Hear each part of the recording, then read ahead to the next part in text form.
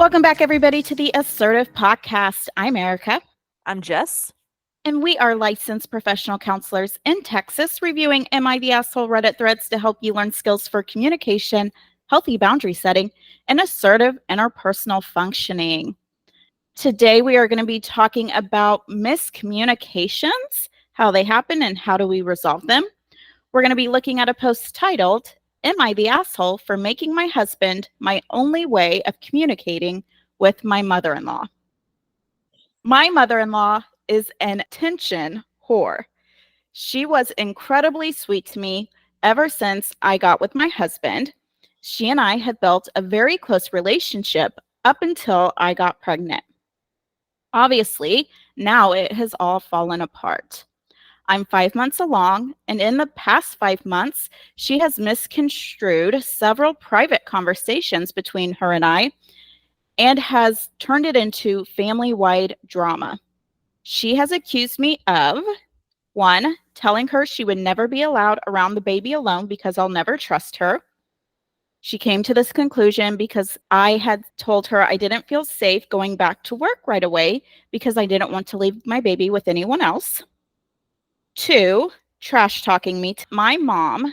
She concluded this from my mom asking her if I really said I'd never leave anyone alone with the baby. 3, making her cry by calling her a bad mother. This was from me confronting her about the other family members saying I'm mean for not letting her see the baby. And 4, calling her baby gifts stupid. I don't plan to use pacifiers, and she bought a ton of pacifiers already for the baby. I'm tired of the cycle of her creating drama from things I told her when we are alone, and me being mad, followed by her crying, saying she misunderstood. She's always quote unquote normal and her quote unquote old self when other people are around. The worst part has been convincing my husband each time that I did not say those things. It has created a lot of fights between him and I. So I decided he has to be present whenever I'm around her. I only text her through a group chat that includes him. If she calls and he's not in the room with me, I go to where he is or I decline her calls. I only call her if he's next to me. He hates it, she hates it, and they're both annoyed at me. Honestly, my first reflex would have been to cut her off, but she lures me back in whenever we're not alone, and I feel blindsided. I thought we were friends.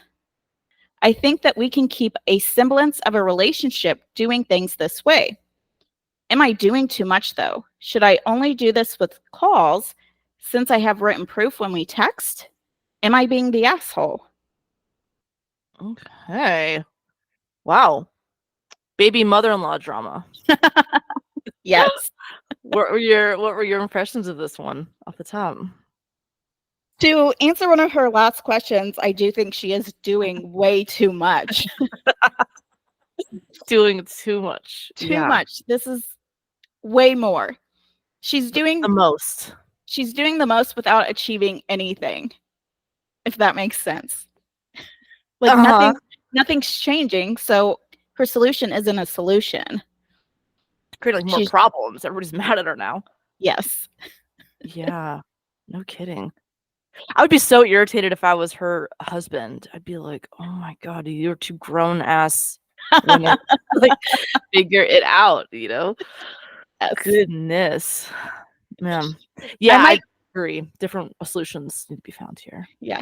I might give her like a tiny bit of grace because she is pregnant. Her hormones are probably all over the fucking place. But also, like, that doesn't excuse everything. And she's not being so avoidant that, she asks other family members. It sounds like they're having moments where she's like, you obviously have misunderstood me, because she's making the mother-in-law cry. So, at least like not she's sweeping under the rug. At least it's out in the open that they're having these conflicts. But I don't know that that's a good thing, but at least we're all on the same page here. Yeah, so I think this is a fun one to talk about, miscommunications. And I think the general thing to talk about is like content versus context. So it's like what you say compared to like how you say it. Yes. What's your kind of if you were to talk to a client about this, what's your kind of introductory spiel for this topic? I start with statistics, which Mm-hmm. I'm sure they hate. How dare you educate me? I know. So Albert Mehrabian, and I'm probably pronouncing the last name wrong, is a researcher of body language who first broke down the components of face-to-face conversation. And he found that 55% of communication is nonverbal. So, like facial expressions, body language. 38% is vocal. So, that's going to be the volume at which we're speaking, the inflection in our tone. Mm. And only 7% are the words that we're using. So, the words are important, but how we are communicating them is so much more important. And so I always use the basic word okay, because it can have so many meanings. You can say okay, and it's just like, okay, that's cool. Or okay, and I'm kind of like the moody teenager, like I get it, shut the fuck up. Sassy. Otherwise you can say it might be okay, and I'm maybe sounding hesitant or confused. And there's probably 3 or 4 others I could do, right? But each one of those have very different meanings, but I'm using the exact same word. So that 7% is still the same.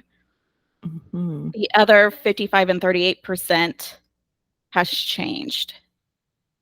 And it gives a totally different message. Yeah. It's going to be perceived very differently. If I'm saying okay, I understand what you're saying. If I'm saying okay, you will probably follow up because I don't sound certain.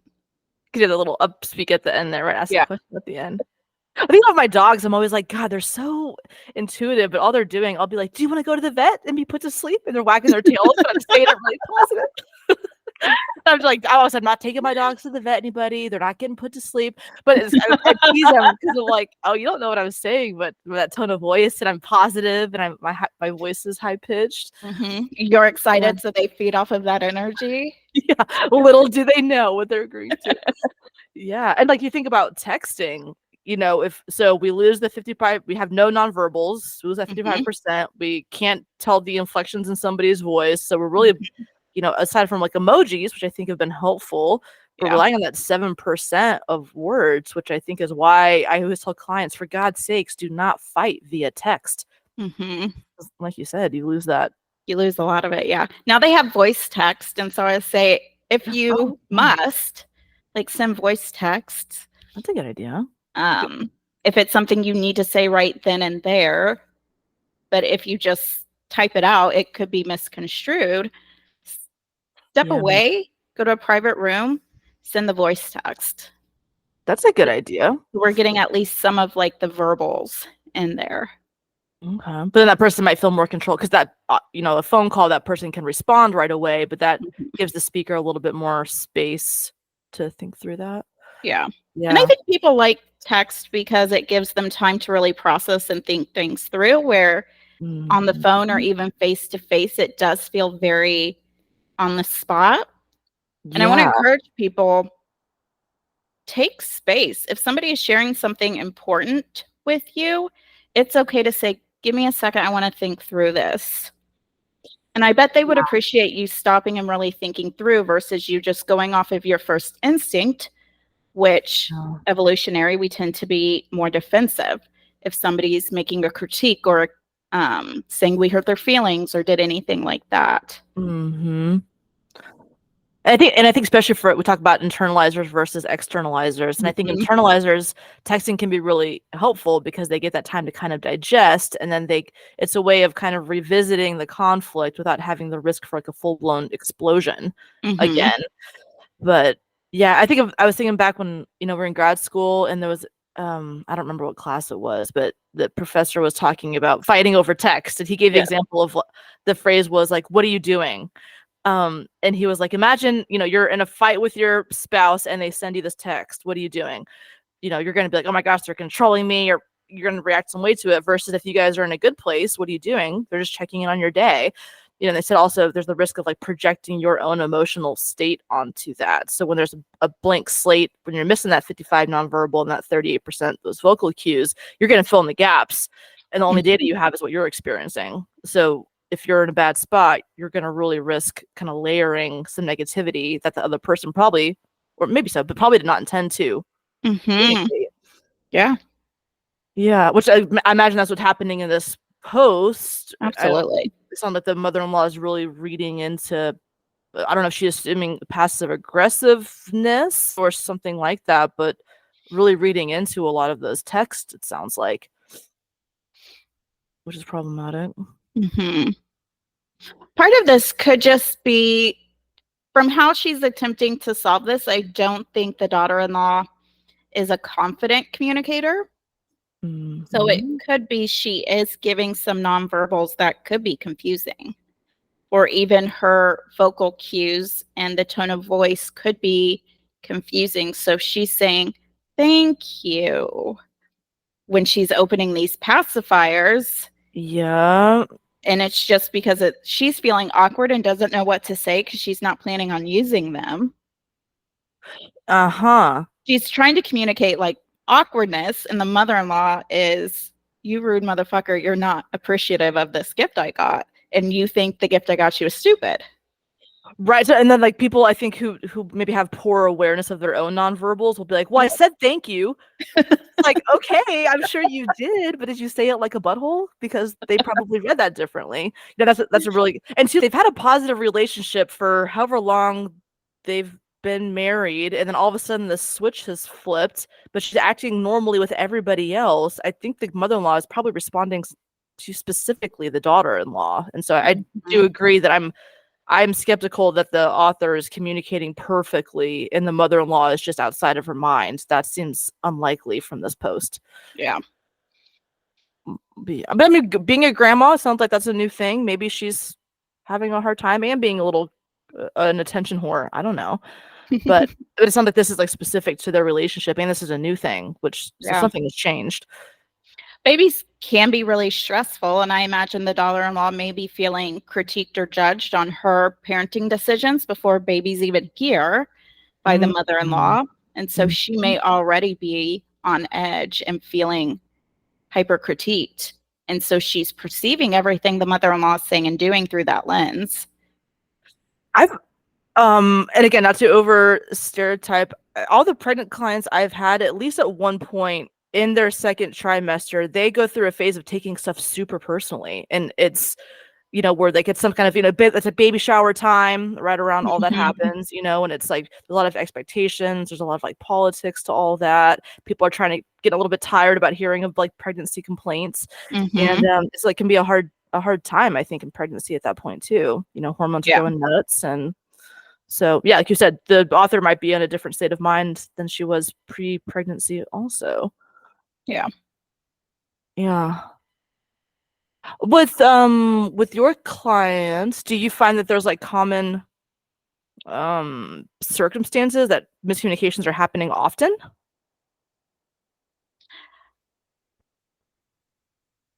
I don't know if I would say common circumstances. Again, I tend to see my practice is fairly niched, so I do tend to see more people pleasers, passive folks. Mm-hmm. So this is a generalization in a lot of aspects of their lives. But assuming somebody just knows what they need because they are so good at anticipating everybody else's needs, and Yeah. they're really good about noticing energy shifts and mood changes, Mm-hmm. because they are so great at these skill sets, sometimes they assume everybody else has these skill sets. And so they do get really hurt when people aren't picking up on changes in their tone of voice or changes in their mood or behavior, or realizing that they need help and just jumping in. Yeah. Okay. So they're coming because there's kind of these expectations that somebody's going to be very attuned to their nonverbals, and so they're trying to communicate, and they're getting hurt that that person's not picking up on it. Correct. Yeah. Because that person Mhm. doesn't have that skill set. They need them to actually say, I need help. And that's not in their personality to say that. And I'm thinking too, when you gave those breakdowns of percentages, if you are in a relationship with somebody who says on the autism spectrum, Mm-hmm. that 7% of like those words, that might take up way more space for them communication wise, where they might function almost entirely off of words and miss a lot of those other nonverbal cues. But you also have to kind of know your people too on how attuned they are to that Yeah, breakdown. But that's I have a very client true.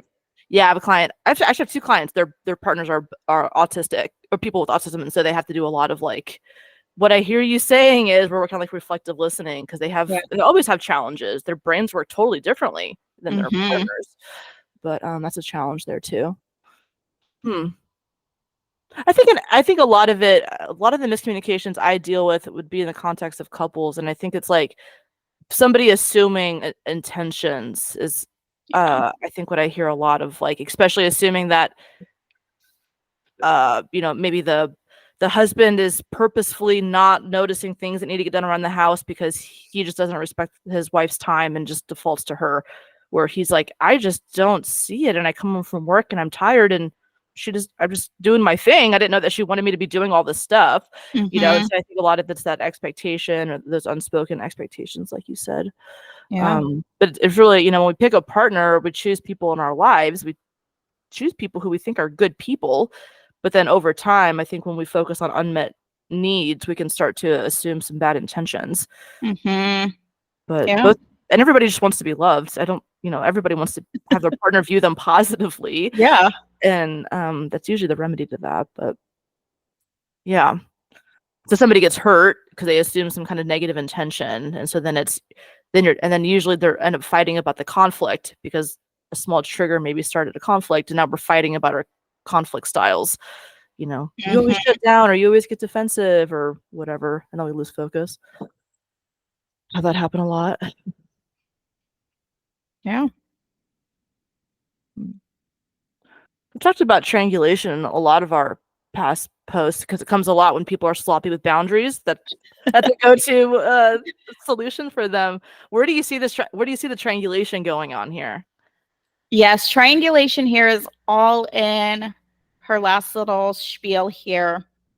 So I Mm, decided my husband has to be present whenever I'm around her or we're communicating. So all of their interactions are triangulated. So if you think about a bicycle versus a tricycle, mm, bicycle needs some type of third wheel or third stabilizing agent, whether that's the kickstand or the human, to stabilize it. mm, Whereas a tricycle can stand alone because it already has that third wheel as a stabilizing agent. mhm. And so in didactic relationships, you have two folks, and they between the two of them, they should figure out how do we keep this relationship stable. When they're unable to do that, they tend to look for a stabilizing agent through some third party, or whether that's an event or something they engage in. Most of the time, it's a third person. So Yeah, here, mother-in-law, daughter-in-law cannot manage the relationship, so they need the husband to come in and stabilize it. and then that's interesting because that's causing serious problems both in the daughter-in-law, mother-in-law, and also the husband-wife unit. Mm-hmm. That Yeah, and I triangulation. imagine in the mother-son, it's probably also seeing some Yeah. impact. She just may not be fully aware of it. Yeah, and I'm sure that everybody kind of feels caught in the middle of all of that. Mm-hmm. Yeah, I totally agree with that. So there's a couple layers of triangulation going on here. And I think one of the things that kind of, part of assertive communication has to be boundaries. Yeah. And, the sentence was, so I decided he has to be present whenever I'm around her. I only text her through a group chat that includes him. If she calls and he's not in the room with me, I go where he is or I decline her calls. Where that's not boundary setting. That's just chasing your husband around the house or being avoidant. Yes. What a boundary would be like is for her to express to her mother-in-law of, hey, we've been having a lot of miscommunications. I think what might be effective is like if you want to talk to us, call the husband, and then if I'm around you and I can speak. But if she's gonna step out of the relationship, then she needs to step out of it. Or she needs to Mm-hmm. communicate like, hey, I don't feel comfortable speaking on the phone with you because this is getting so misconstrued. So if we're going to have somebody come in and support it, but if you're not going to answer the phone unless your husband's there, then why the fuck is she calling you? You're like wiretapping her basically. Like, it's not a relationship either. Yeah. So if you're going to like I don't know, either set really explicit boundaries so the mother-in-law knows that if husband's not home, she won't be speaking to you, stuff like that. Hmm. But it's really kind of like passive aggressive solutions, I think. Oh, for sure. Because I doubt she told her, like, this is what I'm going to be doing. And Right. so the mother-in-law is trying to call her, and her calls are getting declined, and that's only adding fuel to the fire. Exactly. That, like, there's relationship strain there. Yeah. Yeah. So Yeah. it's not solving anything. It's just pure avoidance of one-on-one interaction. Mm-hmm. Yeah. So there's probably a couple layers that need to get repaired. Like, I'm Hmm. thinking it's the mother-in-law, daughter-in-law, and then like everywhere the triangulation is impacting, I think needs to have some Yeah. like repair there. If let's start with the daughter-in-law, the Yeah. author. If she was your client, what feedback would you be giving her? One, I would encourage her to stop triangulating because this is not healthy for her marriage and it's not helping her relationship with her mother-in-law, and it's just pure avoidance, so it's dysfunctional at its core. Yeah. I would give her some active listening skills. And Mm. so this is, you could just do like really basic parenting. So mother-in-law says something to you, you say, what I hear you saying is this, is that correct? Mm-hmm. And vice versa, right? You could even encourage her to let you know what she heard you say. So, like, having So like kind of that, these checkpoints in yeah. the middle of the So, conversation. Mm-hmm. yeah. So in the moment, we're resolving any miscommunications instead of hanging up the phone and then individually complaining to the husband or the son what's Yeah. going on. Like, we're going to nip this in the butt right here and now. And this isn't going to snowball into anything bigger. Yeah. I love that. That's a simple thing to add in. I think maybe it feels kind of artificial when it's a new part of speech, but that Hmm. can get pretty natural with kind of that reflective listening as part of just your communication styles once you practice. Yeah. Mm-hmm. Especially if you're going through this period of a lot of miscommunication. Yeah, I agree. It's going to have to feel a little artificial because you're really being intentional. Hmm.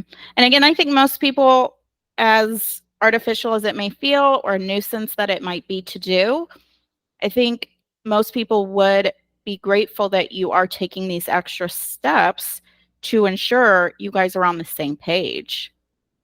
Yeah, 'cause I'm sure they both want a relationship with each other, especially with this baby coming. So if both Mhm. parties are willing to do something different, that's a positive sign.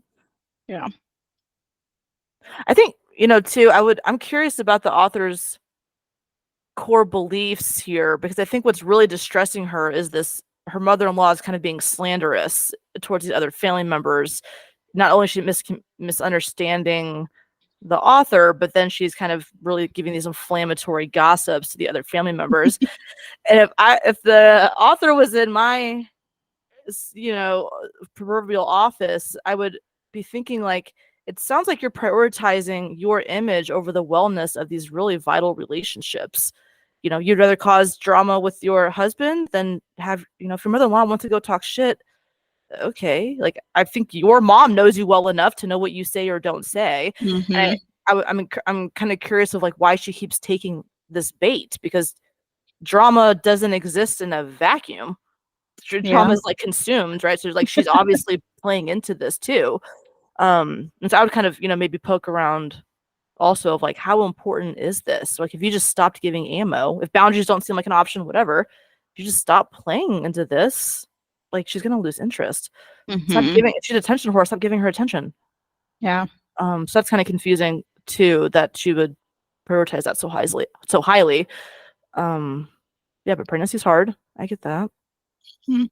Well, even as I'm sitting here reading, kind of what seems like maybe started it off Mm. was she communicated that she didn't want to go back to work right away because she didn't want to leave the baby with somebody else. And I think a lot of new moms can connect with that and do experience Oh, that. yeah. That is something hard to do, especially in this day and age. And so she took a normal motherhood concern, and the mother-in-law internalized that to not even me. Right. So like a rejection or like some kind of judgment character is maybe how she felt. Hmm. She thinks I'm not trustworthy. Yeah. Hmm. And I'm sure, I mean, I'm kind of confused. This is a, she said the sentence too. She said the author talked about confronting the other family members, saying that she's mean for not letting the mother-in-law see the baby. If she's 5 months pregnant, we're getting real worked up about shit that's 4 months away. Also, who knows how you're gonna feel when that baby comes, right? Or you might Yeah. want, maybe you'll want support. I don't know. And so also just everybody seems to be getting worked up. There's this artificial emotional crisis that is completely unnecessary. Um, yes, I mean, maybe it escalates where she's like, oh, we don't want anybody to see the baby for a while. I can see how that'd be hurtful, but I just don't think that any of this is really that important, to be honest. Maybe I'm being a dick, but I was like, this Yeah. sounds like 4 months from now problem. How much energy you want to spend on this right now? You know? Yeah. I also want to point out a lot of times in-laws don't necessarily know personal experiences. If she had poor experience with her family members, or maybe she's not super close with her mom, Mm, mm, that could potentially lead her to feel wary of leaving her kid with anybody, especially even family members. that's true. If family members have not always been safe for her, or you see the memes of, why am I taking my in-laws parenting advice when I'm like raising their son? So it's Oh shit, that I is see hilarious. I see how your Oh, kids turned out. I'm living with one of them. I awful. I don't necessarily trust your model of parenting. That is, I've never thought of that. Is so funny. I hadn't thought about that before. Oh my god. Yeah, good So point. there could also be some aspects of that, or maybe the spouse shared some things from his childhood that he didn't really enjoy that his mother or father did. And so she's weary of leaving her kid with them for that reason. Yeah. And so That's we don't necessarily know what conversations have happened between the spouses. We don't know what they've experienced in their childhood or as they grew up. If there's some trauma history there, I think it's a natural instinct that moms become a bit overprotective if they had childhood mm. trauma. Oh, totally. And that's, yeah, a good point too of like assuming that like people make sense in their context. So if, Yeah. if somebody has a reason not to take it personally, but it's probably pretty valid of why she's a little scared. Mm-hmm. Yeah. Yeah. And again, this isn't necessarily even something that needs to be put into context. Yeah. Most people don't want to leave their baby. That's one of the biggest critiques of America, is how short our maternity leave is compared to other developed countries. Yeah. They're not even required to provide it to you, which is Yes. crazy. Yeah, that's so true. So if the mother-in-law was your client, what would you talk to her about? I would talk to her about giving a little bit of compassion. Mm. I would do the same communication skills. Let's throw in some active listening. Let's paraphrase back what you're hearing. Let's give her that benefit of the doubt. Maybe do some empathy building. Remember your very first child. Did you go back to work right away? Did you want to drop them off with somebody right away? Were you not worried? Oh, yeah, I mean, like, so scared because such a level of trust. Like, babies are so vulnerable, and Mm-hmm. that's terrifying. So, Yeah. so this is an absolutely normal first parent response. Oh, for So I think sure. just some basic empathy building skills with the mother-in-law would be really helpful, and going back and saying, remember your very first child. What was that like for you? What was it like the very first time you left them? Not when Mhm. they were, 3 years old and they were terrorizing you and you couldn't go to the bathroom by yourself. The very first time. When they were still cute and you wanted them around. Yes. So all they did was like eat, sleep, and poop. Oh, the good old days, huh? Yeah. It's kind of like putting her back, that like kind of normalizing the author a little bit and helping maybe the mother-in-law get some perspective that this is not directed at you. This is all pretty normal behavior she's having. Mm-hmm. Yeah. Yeah. Create a little bit of distance there. Mhm. Um, I would be curious with the second complaint, um, where she told the daughter-in-law's mother that Yeah. she wasn't going to let anybody see the baby. And I doubt she did not say nobody was going to see the baby. It could have been, maybe I don't want anybody at the hospital. We're going to have people over once we get home, Yeah. which is kind of what was happening during COVID. My cousin was like, this was way better than with my first kid, where half the family was up at the hospital the whole day. She's like, nobody was there. It was great. Yeah, more relaxing. That's a good point. Yeah. So it could have been a Yeah. situation such as that, or it could have just been snowballed from her saying, I'm hesitant to leave the baby alone with anybody right away, which Yeah. again, legitimate concern. And really kind of icky too that she's pulling in the other mom because she's either looking, I guess, for, hey, is this directed at you too? Or hey, we need to change her mind. I can Mm-hmm. imagine other outcomes that she would have wanted from that. And that's still another form of like triangulating, right? She's not Yeah. clarifying with the author. She's again kind of it's more of like gossip is how that's coming out. Yeah. And then, of course, the author is feeling that effect because now she feels there's some tension between her and her mom because the mother in law stepped in and pulled her into this Mhm. drama.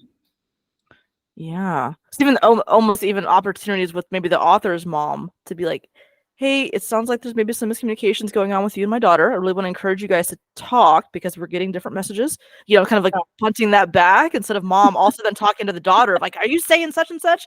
Like this whole telephone thing's going on. This Yes, could have like her talking about the complaints, that could have been 3 layers of paraphrasing too. I mean, that's just absolutely. further layering on the miscommunication. Mm-hmm. Mm. What if the husband slash son was your client? I would encourage him to set really strict boundaries and to disengage. So, like, leave that group text, Yeah. like, sign that off or put that on do not disturb. You don't need to engage in that. You're under no obligation. Mhm. I think then setting individualized boundaries with his mom and his wife and saying, this is between the two of you, and I need you to figure this out. Yeah, I agree with you. I think I would be super irritated if I was him. Yeah. I might even go as far, depending on how big and bad this was, as him maybe doing like an intervention and sitting them both down and saying, I'm not in the middle of this. I'm going to leave and go hang out with my friends. You guys need to sit here and figure out how you two can communicate, and you need to figure this out. Yeah. Really like luring them like, I thought this was brunch. And then he's like, psych, it's a mediation, but I'm stepping out. Just like talk it out. Figure Yeah. your shit out.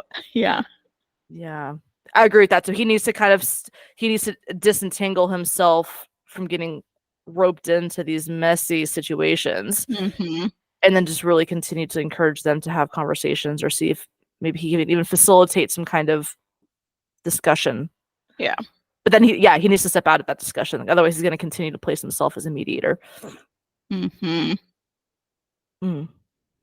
It is tricky though, because typically if you have a problem, you do speak to your spouse about that. And I think that gets tricky when the problem is his parents or his family. Yeah.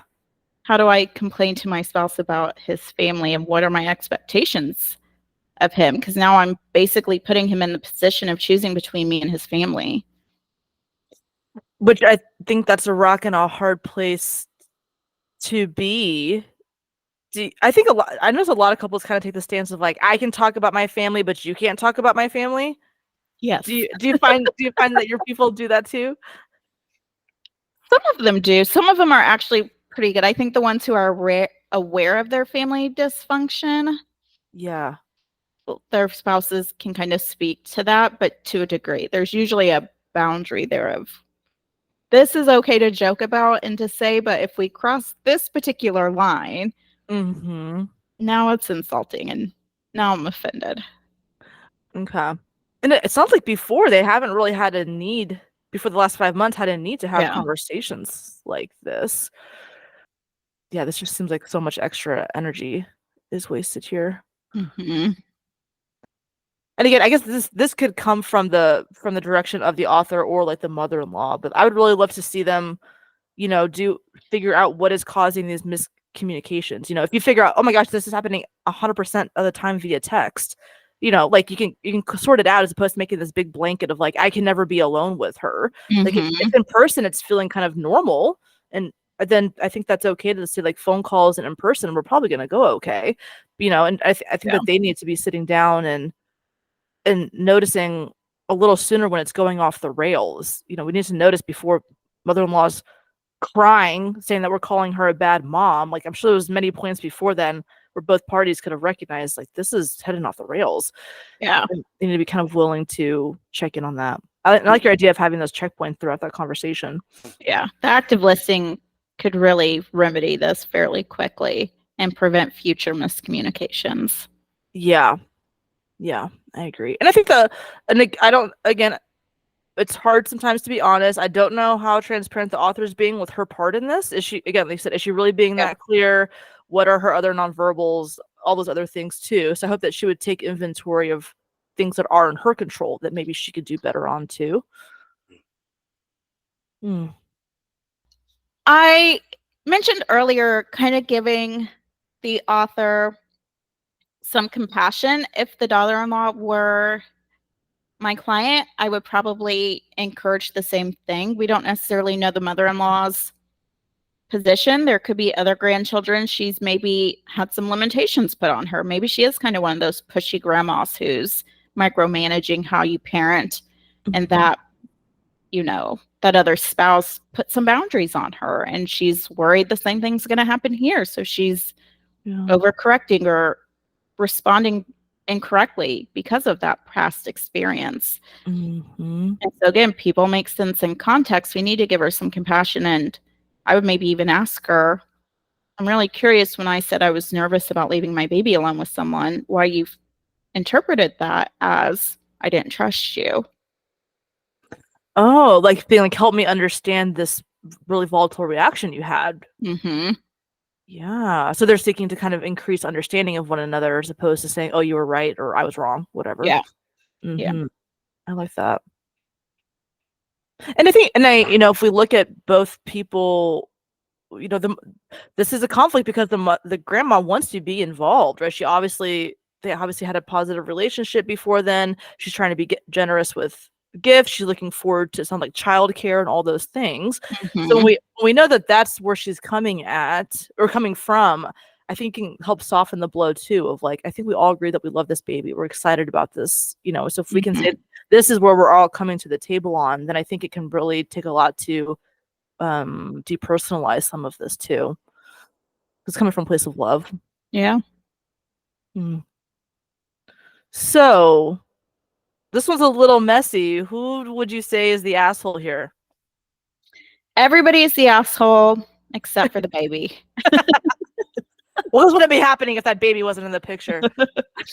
Mom's the asshole. Mother-in-law's the asshole. Husband is just staying in the middle of this shit. So he's an asshole. He has some boundaries he needs to be setting. Everybody's failing here, and it's contributing to the drama. Her mom is getting pulled in, contributing to the drama. I totally agree with you. I'm not sure nobody's really getting a pass except for the baby who's like non-complicit in this. Yeah, I think everybody's definitely, and I think the first thing, I think the author really needs to stop being so extra with her boundaries. I think that that's just getting petty at this point. Mm-hmm. Well, they're not even boundaries. I think that's very gracious to call them. Yeah, let's call them like bizarre obstacles more than any. I don't even know what they would call them. Avoidance tactics. Avoidance Maybe. tactics. Mm-hmm. Yeah. I agree. Okay. So the author's the asshole because she has poor boundaries and is doing a really poor job at increasing comprehension of one another in the relationship. She's not doing probably active listening. The mother-in-law is an asshole because she's overstepping, creating a lot more energy that needs to be and taking things personally. And then the husband is an asshole because he's allowing himself to be entangled in these yucky, childish avoidant mechanisms. Yes. Okay.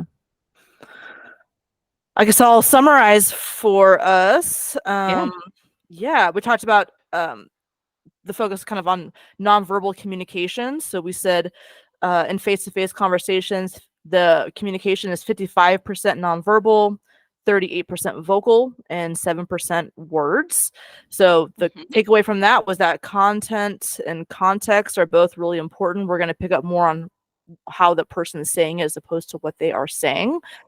This kind of leads into why fighting via text is inappropriate. You can have one word that, based on inflection and delivery, has totally different meaning.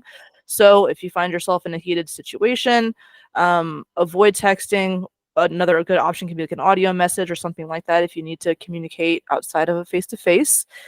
If you want to do a repair after a miscommunication, implementing some reflective listening skills can be helpful.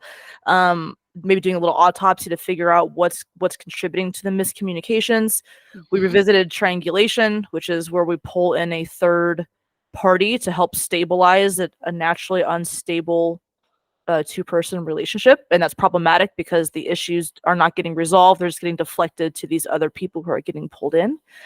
And it's really helpful to assume the people in your life who you've chosen to have in your life have best intentions and are coming from a good spot. So if you are repeatedly assuming that somebody's doing something hurtful or is intending to cause you harm, we're probably misunderstanding one another, and we need to check in with that. Did I miss anything? No, I think that's it. Sweet. It's a good wrap up there. Thanks. You're welcome. All right, everybody, that's what we have for you on this one. As always, we would love to hear your thoughts and feedback. You can find us on Instagram at Assertive Podcast or send those to assertivepodcast@gmail.com. Until next time.